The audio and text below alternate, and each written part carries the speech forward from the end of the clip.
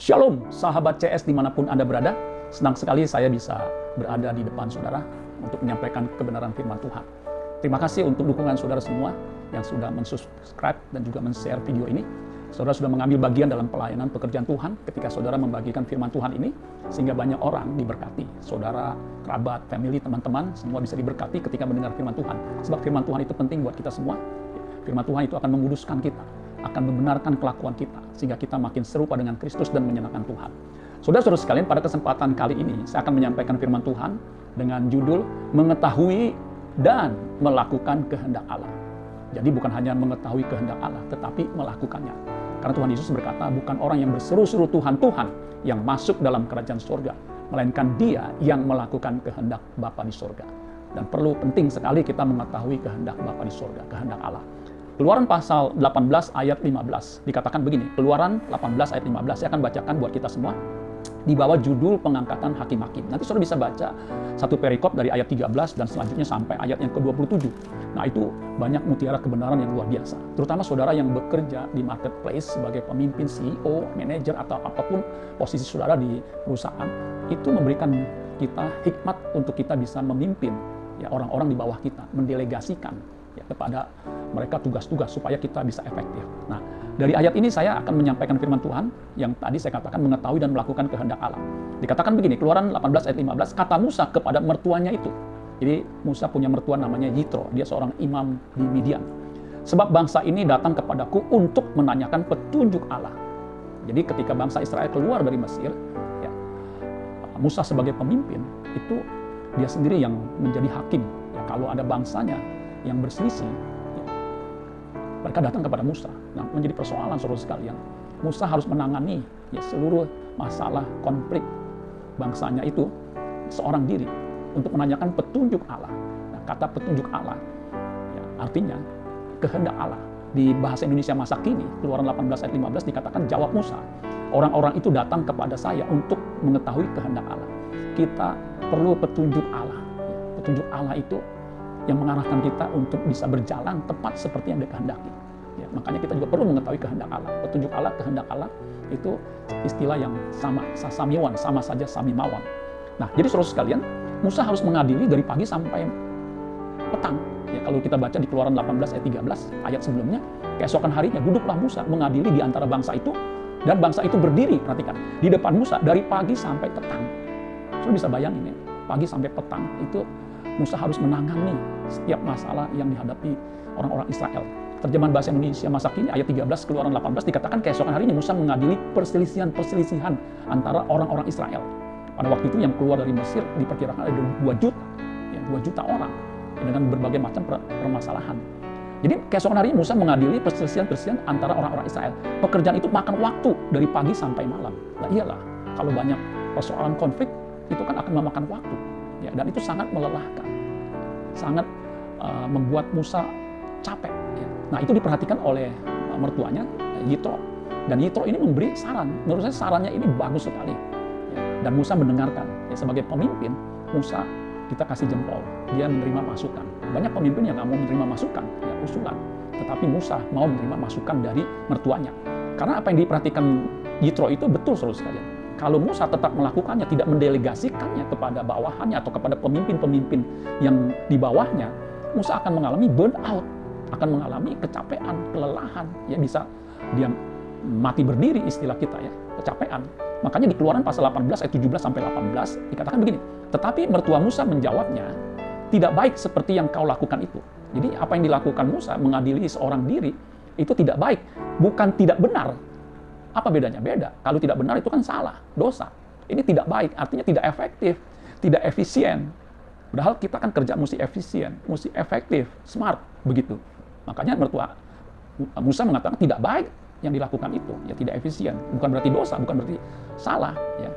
Engkau akan menjadi sangat lelah, tadi yang saya katakan, burn out. Ya. Orang kalau burn out pada akhirnya dia nggak bisa mengambil keputusan, dia bisa sakit, saudara sekalian. Ya. Engkau akan menjadi sangat lelah. Bukan hanya Musanya yang sangat lelah, baik engkau, baik bangsa yang beserta engkau ini. Ya, jadi orang Israel pun akan menjadi lelah karena nunggu kelamaan dari pagi sampai petang. Ya, sebab pekerjaan ini terlalu berat bagimu. Takkan sanggup engkau melakukannya seorang diri. Ya, jadi Musa itu bukannya Superman. Ya. Dia juga manusia, ya seperti kita. Ya walaupun Roh Allah menyertainya, tetapi kondisi tubuh nggak bisa dilawan, saudara sekalian, akan kelelahan. Ya akan terjadi loss, artinya Musa pun ya rugi, ya kemudian bangsanya pun rugi. Bukannya win-win. Makanya Yitro mengusulkan untuk mendelegasikan tugas itu kepada yang lain. Ya dalam hal ini pemimpin-pemimpin yang cakap, yang tidak menerima suap, yang penuh dengan roh kebijaksanaan, itu yang didelegasikan menjadi pemimpin 1000, pemimpin 100, pemimpin 50, dan pemimpin 10. Sehingga setiap masalah, apalagi yang masalah yang kecil, diselesaikan oleh mereka sendiri. Ya, nanti masalah-masalah yang memang tidak bisa diselesaikan baru ke Musa. Itu akan efektif. Sehingga petunjuk Allah, ya, kehendak Allah bisa dinyatakan kepada seluruh bangsa Israel. Nah, saudara-saudara sekalian, apa implikasinya atau apa yang kita bisa tarik pelajaran dari kasus Musa ini? Nah, saya percaya begini, saudara sekalian. Orang percaya di perjanjian baru, ya, saudara dan saya yang hidup di zaman perjanjian baru, ketika kita percaya Yesus, itu kita dimeteraikan oleh Roh Kudus. Efesus 1 ayat 13. Jadi sejak hari Pentakosta, Roh Kudus dicurahkan. Nanti tanggal 23 kita akan merayakan hari Pentakosta. Itu hari di mana Roh Kudus dicurahkan. Nah, sejak saat itu, ketika kita percaya kepada Tuhan Yesus, Roh Kudus itu berdiam di dalam diri kita, dimeteraikan di dalam diri kita. Ya. Dan Roh Kudus itu dicurahkan bukan hanya pada saat hari peristiwa Pentakosta dan orang di zaman gereja mula-mula. Karena dikatakan oleh Petrus di Kisah Para Rasul 2 ayat 38 sampai 39, jawab Petrus kepada mereka, "Bertobatlah dan hendaklah kamu masing-masing memberi dirimu dibaptis dalam nama Yesus Kristus untuk pengampunan dosamu. Maka kamu akan menerima karunia Roh Kudus." Jadi ketika kita bertobat, mengaku Yesus sebagai Tuhan dan Juru Selamat, dikatakan, maka kamu akan menerima karunia Roh Kudus, sebab bagi kamulah janji itu. Janji pencurahan Roh Kudus itu memang sudah dibuatkan oleh Nabi Yoel. Sebab bagi kamulah janji itu dan bagi anak-anakmu, bagi keturunan generasi berikutnya. Dan bukan itu saja, saudara sekalian, dikatakan, dan bagi orang yang masih jauh, yaitu sebanyak yang akan dipanggil oleh Tuhan Allah kita. Jadi saudara dan saya adalah orang yang masih jauh, yang dipanggil, yang saat ini menjadi orang Kristen yang percaya Yesus sebagai Tuhan dan Juru Selamat. Dan Roh Kudus ada di dalam diri saudara. Dan Dia akan mengajarkan segala sesuatu. Dia akan memimpin kita kepada seluruh kebenaran. Karena Roh Kudus itu akan menyertai kita. Kalau kita baca di Yohanes pasal 14 ayat 16 sampai 17, itu roh kebenaran akan menyertai kita. Sesuai dengan janji Tuhan Yesus bahwa Dia berjanji akan menyertai kita. Yaitu Roh Kudus menyertai kita sampai kepada akhir zaman. Dan Roh Kudus itu, saudara sekalian, Yohanes pasal 14 ayat 26 dikatakan, tetapi penghibur, yaitu Roh Kudus yang akan diutus oleh Bapa dalam namaku, Dialah yang akan mengajarkan segala sesuatu kepadamu. Jadi mengajarkan segala sesuatu kepadamu. Tentunya segala sesuatu yang berguna untuk kita hidup bisa lebih efektif melakukan kehendak Bapa. Untuk kita segala sesuatu yang berguna untuk hidup kekekalan kita. Dan mengingatkan kamu akan semua yang telah kukatakan kepadamu. Ajaran Kristus, yaitu kebenaran yang menguduskan, itu akan diingatkan oleh Roh Kudus. Jadi betapa kita sangat membutuhkan Roh Kudus, yaitu roh penghibur, supaya kita tepat melakukan apa yang menjadi kehendak Tuhan dalam diri kita. Dan kita bisa melakukan petunjuk Tuhan. Kita bukan hanya mengerti, tetapi bisa melakukan kehendak Tuhan. Dan petunjuk-petunjuknya itu kita bisa lakukan persis tepat.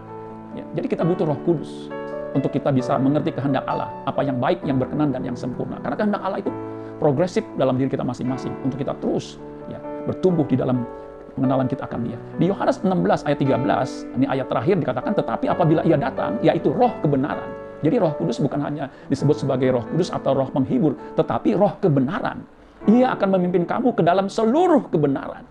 Bayangkan, seluruh kebenaran. Kebenaran Allah itu, firman Tuhan ini luar biasa. Ya, kuduskanlah mereka dalam kebenaran. Firman-Mu adalah kebenaran. Ya, ini Alkitab luar biasa. Enggak pernah salah. Tak ada kesalahan dalam Alkitab. Dan itu kebenaran yang akan menguduskan, yang akan mengubah kita. Sehingga hidup kita tepat seperti yang Tuhan kehendaki. Makanya kita sangat membutuhkan Roh Kudus untuk kita bisa mengerti kebenaran firman Tuhan. Tidak ada seorang pun mengaku Yesus sebagai Tuhan tanpa Roh Kudus, atau tidak, kalau tidak oleh Roh Kudus. Artinya apa? Ketika kita mendengar firman Tuhan, ya, iman timbul dari pendengaran akan firman Tuhan. Nah, Roh Kudus itu bekerja dalam diri kita, sehingga kita bukan hanya mengaku Yesus sebagai Tuhan, tetapi hidup kita, dalam kehidupan kita menempatkan Tuhan dalam porsi proporsi yang tepat.